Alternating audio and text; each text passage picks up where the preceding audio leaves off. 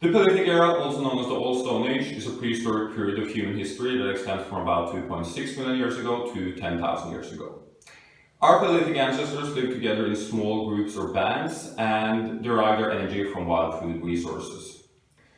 So, early members of our genus Homo, which has been around for about 2.5 million years, are often referred to as the first humans. However, what's important to note is that our species, Homo sapiens sapiens, has only been around for approximately 200,000 to 300,000 years. So what this basically means is that when we're talking about Paleolithic nutrition, we're talking about the default or original human dietary pattern.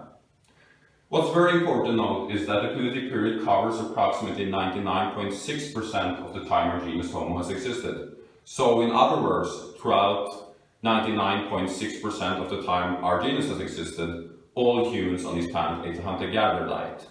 That's a pretty overwhelming realization.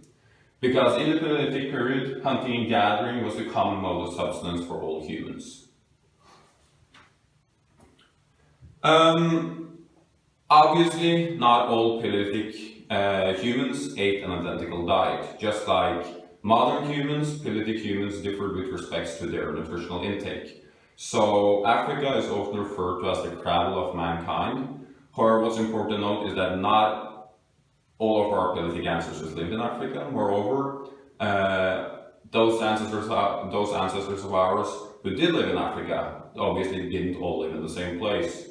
So their food intake varied depending on a variety of factors, including climate and obviously geographical location. With that said, it's important to note that all hunter-gatherer diets, irrespective of whether we're talking about Paleolithic diets or the diets of modern hunter-gatherers, have certain nutritional characteristics in common. These commonalities bind hunter-gatherer diets together and clearly separate them from other types of diets. So, what did our Paleolithic ancestors actually eat? They ate varying amounts of seafood, game meat, insects, eggs, nuts, seeds, leafy vegetables, mushrooms, roots, tubers, and fruits. So we also know that some of our Paleolithic ancestors, in particular our late Paleolithic ancestors, consumed some cereal grains. However, it's well established that it wasn't until the agricultural revolution hit the globe that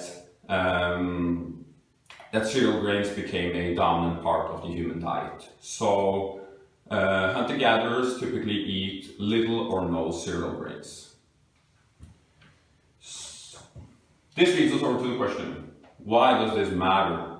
Why do we need to know about what our ancestors ate? There are several reasons. The chief one is that the Paleolithic nutritional environment imposed selective pressures that contribute to sculpting the human genome and shaping our nutritional behaviors, preferences, and needs. So that's extremely important to note. In modern times, of course, we conduct scientific experiments and research in order to elucidate how the world works, as well as what types of behaviors that are healthy for us, as well as what types of behaviors we should avoid. So what we know from modern scientific experiments and a pretty comprehensive amount of data is that natural selection hasn't gotten around to reorganizing the human biology so that it matches well with a post-agricultural nutritional environment, nor a post-industrial one. We also know that genome-diet mismatches are intrinsic to the development of many diseases and health problems. So, as I see it, it's almost impossible to overestimate the significance of diet genome mismatches in the context of modern human illness.